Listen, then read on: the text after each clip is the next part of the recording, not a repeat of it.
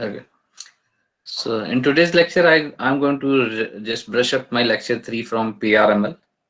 And the idea is that I will go through first all the slides which I have covered in the previous lecture from lecture 3 of PRML. And then at last, I will just take a questions from you. In between, if you feel some confusion on some particular slide, you can stop me, but I will go through quickly so that I can wind up all the slides. And later, I will just show you some code where that using that code you will be producing those figures. But meanwhile, I found out like one of the guys, Sumit, right? Is there anybody Sumit in the class? Assume Sumit. Anybody? Do you know anybody Sumit in the class? Yes, sir, Yeah. he's a student. Yeah, Sumit has like posted first his assignment, and then I found out that he has produced those figures almost correctly. So then Vedant is the one second guy who has just almost reproduced the things. And let's discuss it how they have done it and if they have any confusion in it. So rest of the students I found out they just need to see like how they have reproduced it. Otherwise, I will give you some guidelines to reproduce those figures, right? And that will help you to clarify your concepts, right? So okay. So in this linear models of regression with all those concepts what we have discussed, what we said that linear models is like it is why we call them as linear models, because they are linear in terms of their parameters, right? So they can these input can be non-linear, right? If you use a basis function, so then you can, like in polynomial it can be x square, x cube, s3, but like w0, w1, wd, they are all always in linear, right?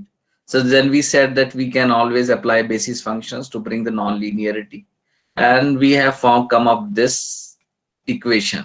So this equation is nothing but it is a curve which we feel, or it's a curve which we feel that could produce our data set, and we represent it by y x comma w, right? So the curve that we are going to predict, in short, in simple terms, if we are predicting a line, then we represent that by using y x comma w, where x is my data and w is my parameter. So changing w will change my line, right? So changing w will change my curve here, right? This is what we have said. Then we said that there are a lot of basis functions. We have learned polynomial basis functions. Then there are Gaussian basis functions, and there are sigmoid basis functions, right? So there are a lot of basis functions that we can use for, even even just after this lab we will be using Gaussian basis functions for our linear regression problem. We will do it by hand, not a problem, right?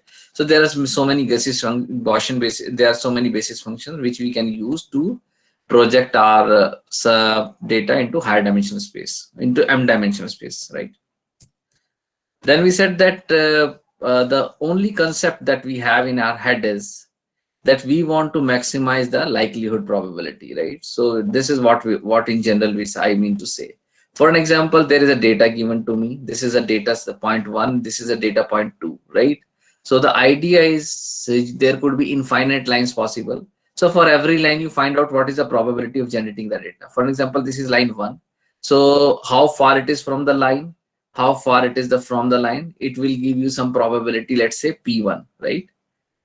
So this line 1 is giving me the probability of generating a data set, that is probability P1. I get a second line, right? So this second line is L2, right? So this is L2 and it gives me a probability P2. What do you think, P1 is greater or P2 is greater?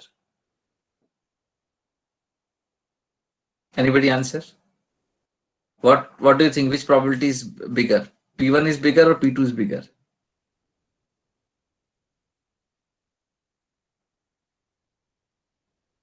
Can you help me? Uh, so you have drawn something like it's not visible.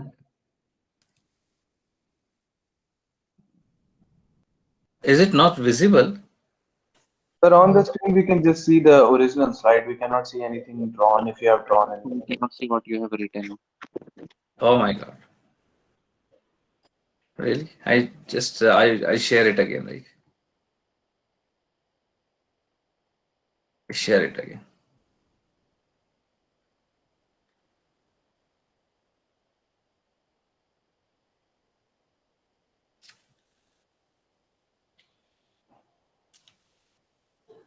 Can you see this?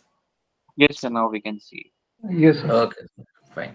So there are 2 points. What I was saying that this is point 1, this is point 2. Then there were 2 lines that that I have drawn. This is line 1 and this is line 2. So I said that for line 1 there is a probability P1 and the line 2 there is a probability P2 of generating a data set. What do you think which is having a bigger probability? P1. Line Line to line 2. P2. Line 2 is bigger, right? So P2 can explains my data well, right? So if in data space, if in my parametric space there are 2 points, one point is corresponding to line 1 and second point is corresponding to line 2, right? Second point is corresponding to line 2. Then I said that P1 is for probability P, this is P1 probability for line 1. This is P2 probability for line 2. As you said, P2 is greater. Then what I will do, I will find out which is that point which is giving me the maximum probability. So this is the point which is giving the maximum probability out of these 2 points. If there are only 2 feasible points possible, so I am doing the maximum estimation, right? So this is my maximum likelihood estimation. So I have tried every combination, right? I have tried every line, and after trying every line, I found out these are the corresponding probabilities. So I am choosing the best probability or the largest probability. That is known as maximum likelihood estimation. To do it, how I'm doing it, this is my line, right? So I can rewrite this expression using in probabilistic terms, which we have explained well, right? Then what I said that using IID assumption, I said that this is I will multiply every probability. So for example, this is my data set D1, this is D2, this is P1, P2. So, and this is a line here. So what I say, what is the probability of generating a point from this line? P. What is the probability of generating this point? So this is probability P1. Let's say this is for point P1 probability. This is point probability P2. So for finding out what is the probability of both of point, I will say P1 multiply P2, right? So P1 multiply P2. So it is nothing but it is a probability of a data set. Is this clear?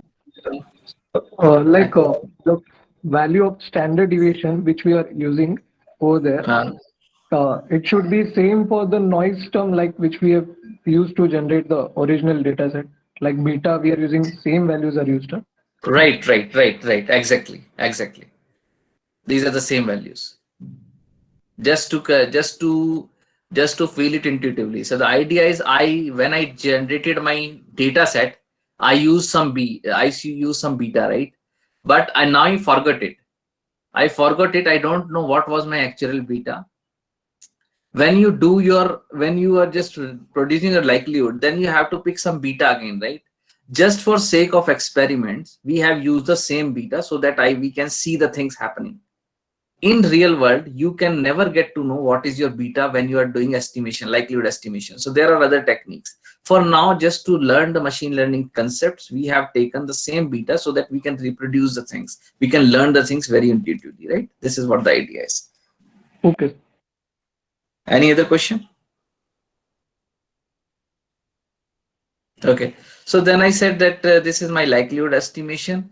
And I'm just multiplying it. So this is just a multiplication and this is a probability for every point. So I'm multiplying the probability for every point. And if there are n points, I will multiply all n probabilities. This is my likelihood estimation, right? I need to do, right? I just take a log of it and I can rewrite this expression here like this way. And where I found out that in this, I am having the sum of square error. So what my idea was, I want to maximize the likelihood probability. And this is this same expression which I am maximizing. But if I can minimize this expression by taking a negative, this is the same thing. And I found out this is nothing but what I am doing, I am just minimizing the sum of square error. So maximizing the log likelihood probability is equal to minimizing the negative of log likelihood probability, right? So this is what we got to know, that these are the two same things. Then I said that, okay, when you apply a basis function, so this is like how you take this is your x, this is your x, you apply first always a 1 as a basis function. You apply your second basis function. It is this one, second basis function is phi 1x. Then you apply your third basis function or second basis function phi 2x, right? And you apply m basis function. So this is your phi 01, which is always a 1, right? This is always a 1 here. Then you apply your second basis function, then you apply your mth basis function. And likewise, this is for first data set. This is for first point. Then you do it for second point. Then you do it for nth point, right? This is how you make a design matrix. This is known as a design matrix. Now you just see that you have a matrix. In matrix, you have a first sample, second sample, and nth sample, right? So all samples are lying in the row, corresponding rows. Then what you do, you just you can rewrite your likelihood function. You can rewrite your likelihood function. First I'm just telling you, without writing first I'm telling you how you can write a sum of square in terms of linear algebra. So sum of squares you can write in like this in terms of linear algebra. So I said that maximizing a likelihood function is nothing but minimizing the negative of likelihood. So negative of likelihood is this expression, right? Because I want to minimize with respect to W, the rest of the things were constant. So this is the only expression which I want to minimize with respect to W. So then I do what I do, I take a derivative and I found out that the value of the W is this, right? And here, this is nothing but my design matrix. Fine. So I am getting the value of W by minimizing the sum of square error, which is nothing but the maximizing of log likelihood function, right? So this W will remain the same, whatever I do, whether I will maximize my log likelihood function or I minimize my sum of square error, they are same thing. Then I said that just you have a geometric view also, you just see that corresponding lecture. So I have discussed in detail. Then I said that for regularization, just to avoid overfitting, we are adding this term and then we are minimizing it. So this is my sum of square error. Then this is my regularizer. I am adding it to, this is my total cost function, which I want to minimize it. When I take a derivative and put it equals to 0, the value which now I get, which can minimize my sum of square error or which I can minimize my likelihood function. This is this. The only thing is that I am adding this term here, right? So I am adding only this term here, right? So I am diagonally adding lambda I. The rest of the things are same. So this is a regularized version. Then I said that not only L2 regularizer, there are so many regularizers which you can apply, right? This is what we have discussion. Then I came to Bayesian linear regression just to get an understanding of it. Then I said how Bayesian is different now. So we have found out two things. The one is likelihood function, then likelihood plus regularizer, right? This is two things we have seen separately. So this is first way of finding out the parameter. This is second way of finding out the parameter. But so far we have not tried Bayesian things, right? What is Bayesian? You know, right? Probability of A given B is nothing. Probability of B given A into probability of B divided by probability of that evidence, right? This is using Bayes theorem. So now we are trying to bring that Bayes theorem into a picture and try to learn the curves. So this is known as Bayesian linear regression, right? So before diving into that, I have discussed in very detail this figure. So anybody have any confusion in this figure? I don't want to just repeat it again. So if you have confusion, you let me know. Likelihood wala column. Likelihood wala column, right? So in likelihood, what is the, so first you need to see like how I am plotting it. So if I am doing it in my computer, so the computer, if I want to plot these things, I will take on, this is my, let's say W0 axis, this is my W1 axis. So what I do, I just discretize my W0 very finely, very fine gaps are there, and I just discretize my W0 because I cannot work in continuous space in my computer, right? You should know the limitation of your computer. So I discretize my W0 and similarly I discretize my W1, right? So what it will give me a grid, right? And on this grid, the only points that I'm seeing here is these points, right? So is this clear? Yes, sir. Yes, sir. Okay.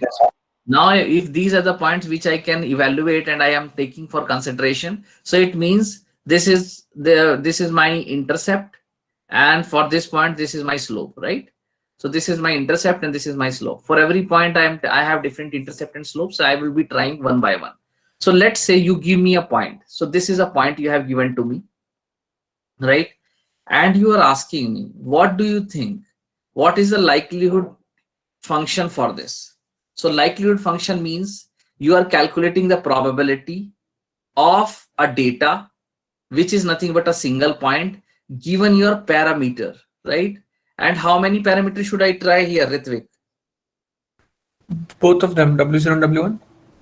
How many different combinations are there for me now? I didn't get the question, sir. How many different combinations are there? Like W0, W1 is a 1 point, right? How many different points are there? The 4 points that you've taken here. No, it is like how many points are there on the grid. So if I have discretized 10 different spaces are there on W0 and 10 different spaces are there on W1. So how many points are there? 100. How much? 10 by 10, right? 100. 100, right? So there are 100 points. So I need to calculate the probability for every point. So how many different probabilities I will be getting? 100. 100, obviously, right? So I will choose first point, right? So this is my first point. So this first point is a parametric point, and this is my data set, right? Are you getting this thing? So this is my data set, and this is, so I want to calculate a probability. First, I will calculate a probability for this point, right? So this is my point now. So this is this point, and my point is data is fixed, right? So this is that, this point is fixed, so it will never change. So for I will try 100 combinations fixing my data, right? Yes, sir. So I am calculating only for 1 point, and then the rest of the things you will see. So let's say this point is a line. You understand that this point is a line? Which point are you pointing at, sir? This point. Yeah, that is right. That is a line. So let's say let's draw this line somewhere. So if this is my data, and if I draw this line, so let's say this is this line, right? If I want to calculate a probability, how I can calculate the probability, Ritvik? We drop the normal and try to see it using the MLE function. No, you need to give me the formula now. We have done 15, 16 classes. Anybody in the class can give me the formula for calculating the probability for this point using this line? Anybody? So in the Gaussian function, we can pass the mean value as the y naught, like the corresponding point value, w So naught value. so the corresponding point is x naught, y naught, right? So let's say this is x naught, t naught. So this corresponding is x naught, t naught. So can you calculate the probability now? Yeah, yes, sir. Like for the Gaussian function, like we can pass the standard deviation as the corresponding beta value, and the mean value will be. No, don't tell me this. Just tell me this. Okay. Anybody else? Okay, Vedant has done it, right? So can you, all of you can see the chat box? So it is e to the power minus 0.5 t. T is here t naught, right? Which I have just said on the right side. T naught minus yx comma w. What is yx comma w here, Vedant? For this particular example. Line, exactly. So you can unmute yours so we can talk. So it's a line. So I am writing it. So for you guys, rest of the guys who are not getting it, please see it. So I am writing a formula for likelihood function. So this is my mean, right? This is my mean, Yashdeep. So how to get this mean? I need to plug my x naught to the line. If I plug my x naught to the line, so this is x naught, it will give me this value. So the line equation is W transpose X, right? W transpose X. And what is my X? It is nothing but 1 x naught, right? I am always appending 1 to it. And what is my W, Ritvik? It's the parameter, sir. W0, W1. Parameter it's a parameter. So which the point I'm trying on my grid right now. So it is W0, W1. So when I do this, it will give me some dot product. So it will be a scalar value. Let's say that the dot product scalar value will be S. So it is nothing. What? Yashdeep, what is this now S? Probability for that single point. No. Can anybody tell me what S is? Come on. What S is? M is the mean, S is the standard deviation. S is the mean here, right? Because I'm putting X in my line. So if for example, this was my X, when you put X in a line, it will give you this point, right? On the line. So right now you are putting W transpose X. So this is your X. So putting X into your equation of a line, it will give you the value of Y. So it will give you this value, right? So this is what? It is a mean here. On this mean, you define a Gaussian distribution. This is a mean, right? So W transpose X is nothing but a mean. You got it? Yes or no? Yes, sir. Okay, so when now my Gaussian formula is e to the power minus 0.5, right? It means half. Then you just write the for which you want to calculate the probability. So it is T0, right? It is T0 minus mean. Mean is what? It is a dot product of parameter and X, which is nothing but right now for notation wise, I have written S. So you just write S here, right? And then square it. So it will give you the probability for this W. Ritvik, you got it? Yes, sir. Then you calculate the probability for every W on this grid, for this, for this, for this, and for all W, right? So how many probabilities you will get? You will get 100 probability. It means you will get the same grid, same dimension grid. That is, you are having 100 point, and for every corresponding W, you will have a corresponding probability, right? So for this W, you will have some probability here. For this W, you have some probability here, right? So you will get a probability, finally likelihood grid. Then you plot this likelihood grid and you will get this figure, right? Fine. Okay. Anybody else having any question on this slide? So how are we generating that data space? Which data space? Oh, it's a Python function, linear space, linspace between -1 to 1. Okay, no sir, line I'm talking about. Like there are some random lines there. Which one? So in data space, like there are some random lines. So we are drawing. So okay, that's a good question. So what we are doing here is like once I get a posterior, right? So this is my posterior. I am picking some random points from it.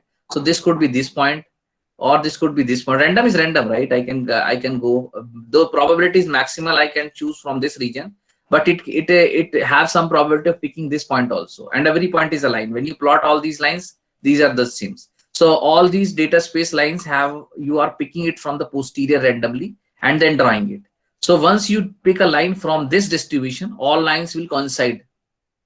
You got Shantanu?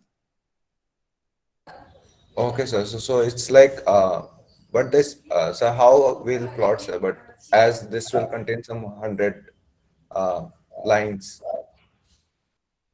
Where? So You like this. you randomly pick 10 points from it. Every point is a line. So you pick 10 points only from it. And these are the 10 lines. So 1 point, second point, and every point is a line, right? So there are 10 lines only.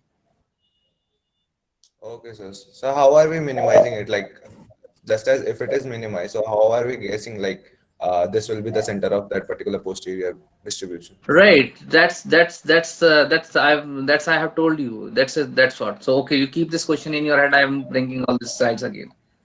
Okay, so Shantanu question is what is my mean and the variance, right? So this is what your question is.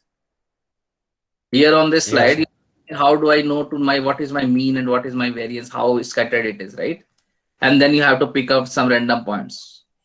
This is how we can summarize the question, right? Yes, sir, right. Okay, so then I will say that this is my likelihood, right? So this is my likelihood function. Yes or no? Quickly type yes or no. This is my likelihood function. I want to summarize it now. Yes, sir. Okay, you type it. I want to see how many yes will come. We're not getting this equation. Which equation?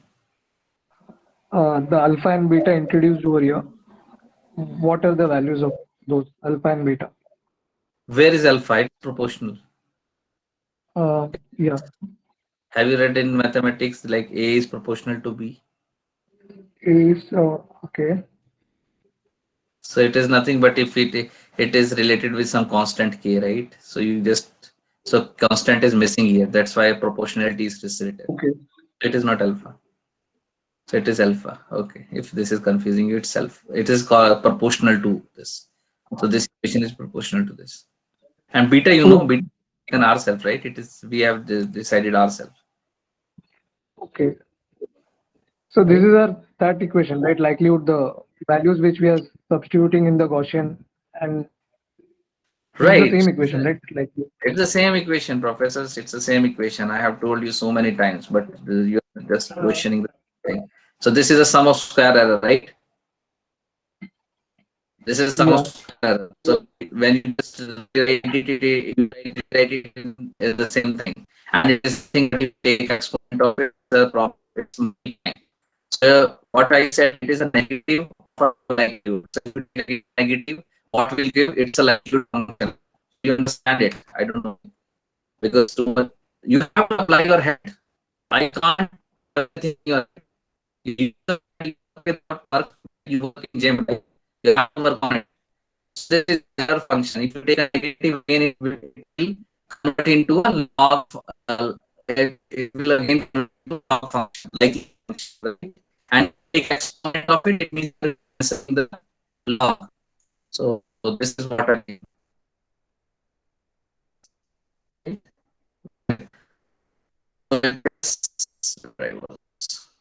Right. So it is nothing exponent of it. It is, and take the negative of it, you converting this likelihood function. Sorry, likelihood function, not like likelihood. So likelihood function. Okay. And this is your prior. So there are two things that you need to see carefully. This is the likelihood function, which has so many. This is your possibility, when you just have a prior. so your voice is breaking. My voice is breaking. So your voice was So breaking. this is a okay. I'll repeat it. No problem. It is breaking. Yes, Yes, sir. sir, it's still breaking. Okay, let's wait 1 minute. If it gets stabilized, then I will speak.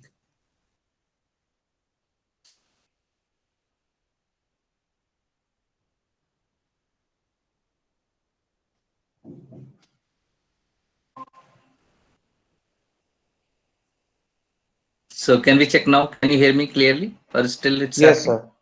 Yes, sir. Yes. Okay, fine, good. So this is my log function. So I am applying my Bayes theorem here. So when you know how Bayes theorem is, so if you just divide it by the probability of our data, so it's a Bayes theorem. Everybody agree with me or not? Yes, sir. Yes, sir.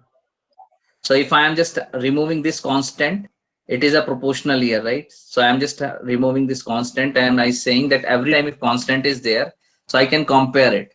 So it is just an unnormalized version. So I am just removing the constant, which is probability of a data. This is known as evidence probability. Like what is the probability in this world to generate this data set without caring which line it has produced. So you are just caring the probability of data, which right now I'm not interested. So I'm ignoring it. So I'm just interested in the numerator, right? So this is my numerator. So this term you know already. In numerator, this is known as, one term is likelihood, and this is likelihood, which we have working again and again, right? This is likelihood, and this is my prior. So I need to define a prior. So how I will define a prior? I say that this Gaussian is concentric. So concentric means my in bivariate Gaussian, my covariance matrix is nothing but an identity matrix. But how scattered it is, like how big these circles can be, it will be defined by 1 by alpha, right? And 1 by alpha is a covariance factor. But if I want to write it in a precision, it is nothing but alpha I. So this is my precision matrix alpha I. The bigger the alpha is, the smaller the circles is, right? So precision means how accurate you are. So the bigger alpha is, the smaller the circle will be. So it is inversely proportional. So this is a covariance matrix here I have taken for my prior, just for the starting, right? If I multiply them, these two probabilities, what I will get? I will get a posterior probability, right? So I am going to apply Bayes theorem on linear regression now. given that I know I am a pro in calculating likelihood function, and I assume that I have repeated so many times, you should work on it, and half of you might be knowing like what is this, right? Okay, so let's solve it. It's just a mathematics and you're good at mathematics. So this is probability of W and probability of D given W.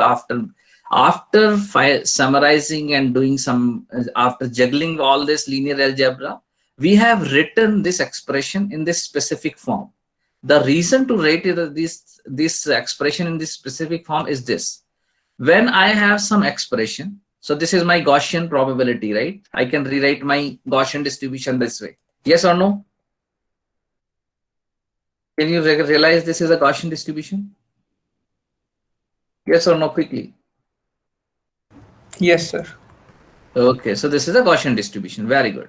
So if you just open it, you found out that you can rewrite this Gaussian distribution this way, where you have one quadratic term. Quadratic term in what respect? In parameter. So this Gaussian which you have defined, it is defined over variable W. So W is a parameter here, right? And the given things are mean and variance, right? Mean and variance. So you are defining your Gaussian distribution on W. So when you expand it, you found out that the variable is in quadratic form, the variable is in linear form, and there are some constant terms, right? So if you can, it means every time you see anything in exponent where you can write in quadratic and linear and then constant, you always have a Gaussian distribution. Just you need to find out a right normalizer for that. The same thing what we have done here is we have written some quadratic terms, some linear terms, and the constant term, right? So in quadratic term, this is my parameter. So the sandwich part is nothing but my covariance matrix, right? Sorry, not covariance matrix. The sandwich part is the inverse of a covariance matrix, which is nothing but a precision matrix. Then with here, if you see the linear term W is nothing but it is multiplying with covariance or precision matrix and mean. So it means if you divide this term, if you take this term lambda mu and divide it by mu lambda, so you left with the mean, right? So it means you are multiplying precision matrix inverse with this product. So if you take this thing here and multiply the inverse of the precision matrix, you will get the mean. So you take this product here and multiplying the inverse of the precision matrix, which is nothing but this, and you will get a mean, right? So this is how you are calculating a mean and precision matrix. Shantanu, this was your question. So this is how you are getting it. If you find out what is the form of a mean and a variance, once the prior is the question, the catch here is, what is the catch? My prior is of what form? My prior was this form. It's an isotropic distribution. It is this way. My covariance matrix is alpha E here. You got it? If and only if your prior is this form, then you get this mean and variance. It means the posterior mean and variance is this. Yes or no? How to derive it is other thing, but intuitively you fit this point or not in your head? Yes, sir. Very good. So the catch here is that every time I start with my prior, which is nothing but isotropic Gaussian, which is having a covariance matrix, or sorry, precision matrix alpha I, then only I get this mean and covariance precision matrix. What if my things are changed? What if my prior is having some different form like this, right? So things will be slightly changed. So the formula for this is this one. If my prior is not exactly the isotropic Gaussian, then some things will get added to this thing. So my mean, which was this, right? If my isotropic mean is like alpha I, so this term will go away, right? This term will go away, and I am left with this same term, right? Sn is nothing but the inverse of my covariance matrix. So it's a precision, right? So this is you read it. Oops. Anything anybody want to say? Okay. Nishekar. Sir, Sn is covariance matrix of prior. So I said that if you are not, if your prior is not actually isotropic Gaussian, then your mean and variance will be little different, and the equation for this is this, right? We can derive it the same way that I have derived it here, right? Yes, sir. Nishir, what is your question, Nishir Venkat? You're raising your hand again.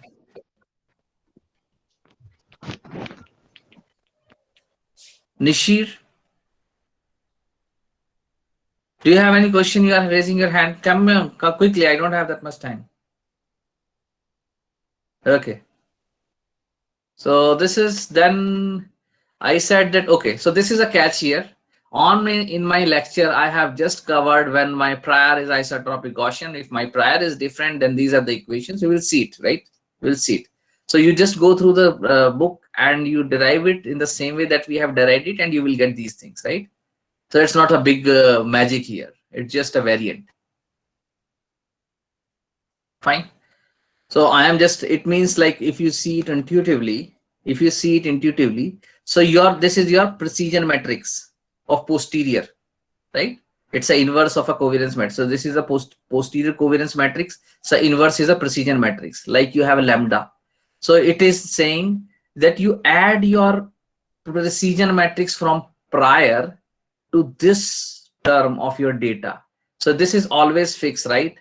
So this is always constant because your data is constant, your beta is constant. So every time you want to calculate the covariance matrix of your posterior, you take this and add your precision matrix and then take it, right? Then take an inverse.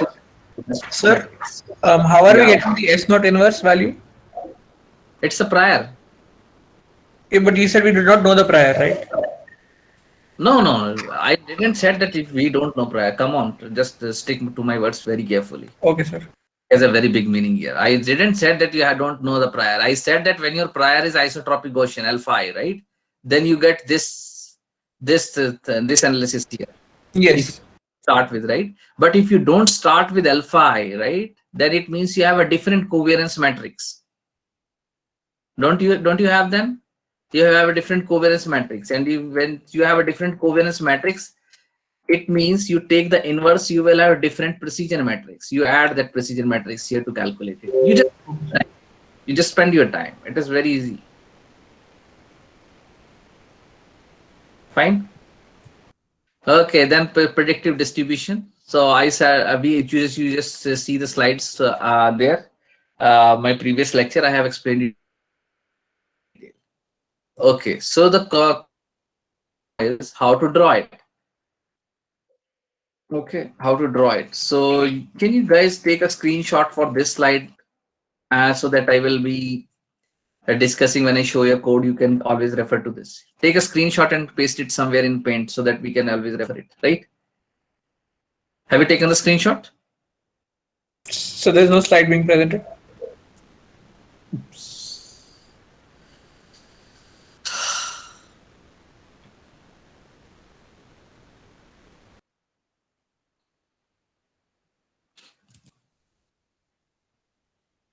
Can you see? Yes, sir. Can you take the screenshot quickly?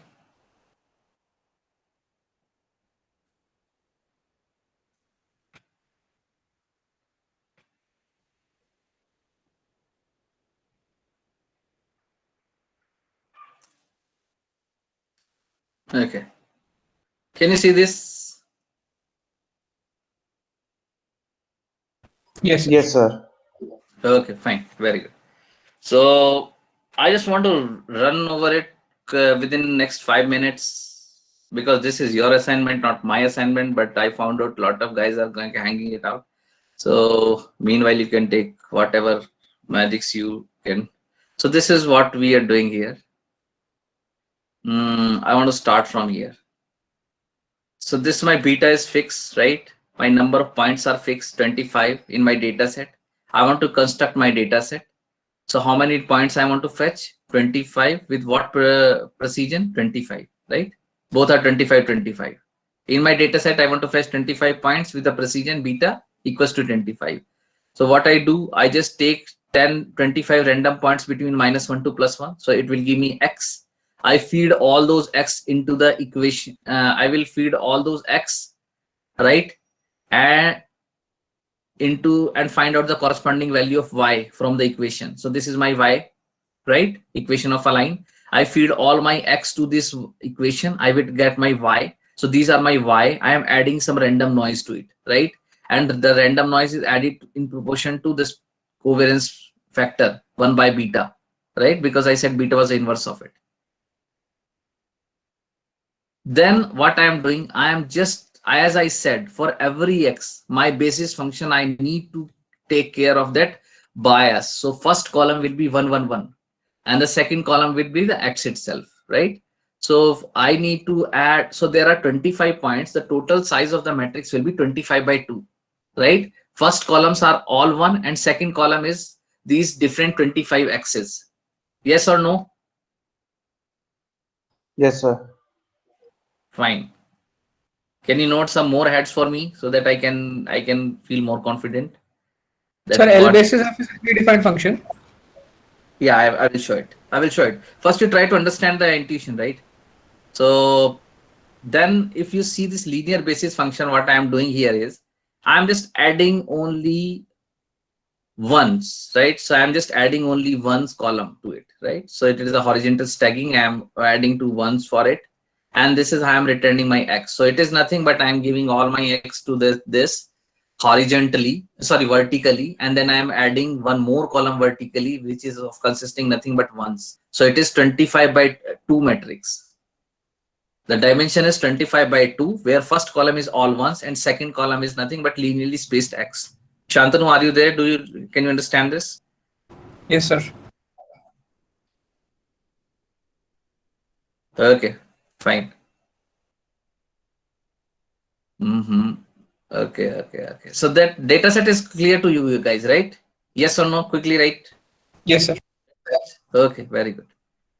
So then the magic which I am keep on telling you, once you got a data set. So here for in my what I have taken, this is my all x, this is all my y's, right? And just for sake of true plotting, I have taken my original x before adding a noise. So this is my original. This was my original x. Somehow I just want to track it. So, but if you don't want to write it, that's fine for you. So you just need this x and y. Okay, right. Then I did what? I take a mesh grid between -1 to +1, and this is how I am doing linear space. So linear space by default you have a 50 points. So it means I have taken 50 by 50. It is 2500 different combinations of a parametric space, which is defined given by me. So this is x0 w x0 x1, which is nothing but it is w0 and w1, right? But when I coded, I didn't take care. So right now this is for like x0 x1. So it is a parametric space. Then what I did, I just take the all combinations and put it into a matrix of form 2 by 2500. So it is 2 by 2500. So which is that grid? It is nothing but a combinations of all my parameters. I just reshape it, and now my points are 2 by 2500, right? So every column is a point here. Yes or no? Every column is a point here. Quickly write here. Oh man, you are lazy. You should write it very fast. Okay. So then, fine. I am drawing my covariance matrix prior. So this is my mean is 0, 0. As I said that this was isotropic Gaussian. My alpha is 2. So it means my covariance is 1 by 2. It is meant 0.5. So my covariance factor alpha is 0.5. And I just take my covariance matrix. It is nothing but inverse of alpha I, right? So inverse of alpha means 0.5 multiply by identity matrix. So this is a notation of identity matrix. I take an inverse of it. It is nothing but precision matrix. So inverse of covariance matrix is nothing but my precision matrix. Then I take a density function and I said that what is my density over all these my parameters W, which are coming from here, right? What are the density over all these W's when my mean is 0 and covariance matrix is this, right? And I reshape it into what? 25 by 2500. And then I plot it. When I plot it, this is what I get. Oops, this is what I get, right? You got it? Can you see it? Yes, sir. Yes, sir. Very nice, very nice. Then the things will seem simple. Then I just, what I do, I just iterating over my data set X and Y. So this is my X and Y for what, this is my first point, right? So I just calculate the likelihood function for my first point, and the formula for likelihood function is same, right? I have been telling you again and again, and this might be 100 times. This is I'm repeating for likelihood function. It is minus beta, and it is nothing but the X transpose X function. So it will give you a matrix. So I'm just taking a diagonal entries, which is nothing but it is just a norm of a square. You just spend your time, you will get it. And these are the constant terms here, right? Which when you take a log of it, it will come here as it is. So it is nothing but the same thing what I have shown you on the slide, which Yashdeep was asking, and he was confused very much on that, right? So this is the same expression, but I have taken a log here, right? Then when you return this formula, it will give you the probability for every point on the parametric space, as this Ritvik was asking, and which I was explaining. So then when it's resend you, it will send you the grid, which is of nothing but 50 by 50. And when you plot it, what you see this way. Can you see this here? Yes, sir. Yes, sir. So when you just take a first plot, this was your prior. You calculate you take your first point. It is a likelihood function. You take your posterior. You multiply these two things, right? Can you see the moving cursor which I want to point, which I'm pointing here? Yes, sir. Yes, sir. So when you multiply these two things, you see that likelihood function is more active diagonally like this. So that's why posterior is like this. Fine. Then for the next term, this is your prior. As I said, for the lecture which I have covered, this will give you this posterior. But when you want to go further, right? So now you have to consider this as a prior, but this prior is not isotropic Gaussian. Can you see? Yes, sir. So if this is not isotropic Gaussian, then you have to take that equation which I just asked you to take a print screen. So this now this is your prior, this is your likelihood. Likelihood will always be the same as I told you. You multiply those things, the intersection region is this, and it is your new prior, right? So how I'm doing it in my calculation. So posterior, I have applied those same equations which I have asked you to take a print, right? So this is an implementation of those equations, right? In generalized way, when my prior is not always an isotropic Gaussian. So in general, prior can be anything. So I have to implement those equations as it is, and then I just nothing but I'm doing for loop and I'm running it over it. So I have just there are 25 points, but for every 8th point I have plotted it. So this posterior which you see here now, it is for 8th point, right? This is for 8th point. This is for 16th point, right? This is for like 24th point, and this is for last point. You got it? So while calculating Yes, the sir. likelihood, like you are running a for loop, right? Over all the 25 points. So No. is it like No. Okay. Likelihood I'm calculating for only 1 point. Here my x is 1 point, here y is 1 point, and the length of n is 1 point. So calculating a likelihood is only for 1 point. Only for 1 point. Okay. Right. So each time we are introducing a different point, right? In the data set every time in each iteration. Yes. Okay. Anybody else having any question? Sir, we can't just multiply the posterior with the likelihood to get the next prior. Yes, you are just multiplying it. So there are two ways. When I wanted, so this is a very professional way that I have implemented it, right? So this is like a normalized version, because when you get it, you will get a posterior mean and covariance matrix, right? So if you get a mean and covariance, it means you have you can find out a normalizing constant also. But the way I have said you that you have to multiply the corresponding grids, it means that you are not knowing what is your normalizing constant. But when you plot it, the shape will not look different. Can anybody tell me why the shapes will not look different even when you multiply the corresponding matrices of prior and likelihood? Anybody want to answer this? The shapes will not matter. The plot will be same. So it is like this. You have two probability. You have two poles. One height is 5 and other height is 10, right? So they are not normalized. If you want to normalize it, you take the sum of it, 10 plus 5, 15. You divide the first pole, 5 by 15, it is 1 by 3, second by 2 by 3. So it is 1 by 3 and 2 by 3. The rest relative height will be same, right? Do you agree with me? Yes, sir. It is just a scale version. It is just a scale version, as Vedant has already said. So when you just take a plot of it, so it just take care of that relativeness and just give the same shades because relative heights are same, right? It may be plotting between 5,000 and for normalized it may be plotting between 0 to 1. That's the difference only, right? The rest things will same. So any other question you have before I wind it up because it's almost 11 o'clock. Sir, so line will be of this posterior covariance and posterior mean, right? No, it's a parametric space. This is a distribution over all the lines. So if you want to choose the best line, you choose mean of that posterior. Yeah, sir. Okay, sir, got it. Got it? Yes, sir. Okay, so all people can leave. The rest, those who want to continue for the discussion, they can leave. Rest, they can stay here. So, and if you have any question, you can just continue. So, Yashdeep, you can ask now because I have stopped you in between. There were some questions. Okay. So like, uh, uh, okay. The doubt is like for each time whenever you're iterating, right? You're taking a new point every time.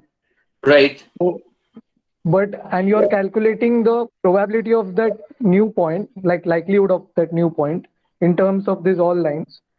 So Right. isn't that right? Like what I have done in the code is like every time I am taking a new point, but I am taking the previous points also while calculating the likelihood. No, you don't. You should not do that. You should not do that because see, ultimately your posterior is summarizing the information. It is like a very smart gentleman sitting there. So every time you keep your posterior with you, so that posterior is keeping summarizing information in his head. So whether you can drop it. You should not take 10,000 points always in your pocket and just every time you calculate a likelihood, you should see the 10,000 points. What is the benefit of machine learning? If you have seen 10,000 points and you calculated a posterior, now you keep your posterior, just throw those 10,000 points. If you now get 1,011 point, you just use the last point and the posterior, which is already having the information which it has seen before. And now you just do some math juggling and get the new posterior, which is nothing but seeing all the points so far. Okay, sir, got it. Like that's why my graph was different compared to No. Graph should not be different. So Not like be different. It is just you are over calculating the things, right? Okay. So conceptually, things will not differ whether you are considering first 10 points or last 1 point and one by one you are iterating. No, you just discuss with Vedant. I think he has produced also, and if you still have a confusion, then maybe you just like me and Vedant made the same thing, but what I have done is I have taken the previous points too, but I got a different graph by taking the previous points. Like just he then took a debug new your, point every time. you debug your code then. Debug your code. Okay. Let's see what was the problem. Okay. Okay, guys. So I hope that this makes clear you. Let's do first quiz after till now, and probably by next Monday I will be putting it, right? Okay, thank you very much. I hope there is no confusion for now. Yes. Okay, Shantanu, are you clear with your concepts? Yeah, sir. Okay, very good. So I insist each of you in the group to just discuss among yourself because it's the future, right? If you don't work hard now, that will be very fuzzy later. Okay, guys.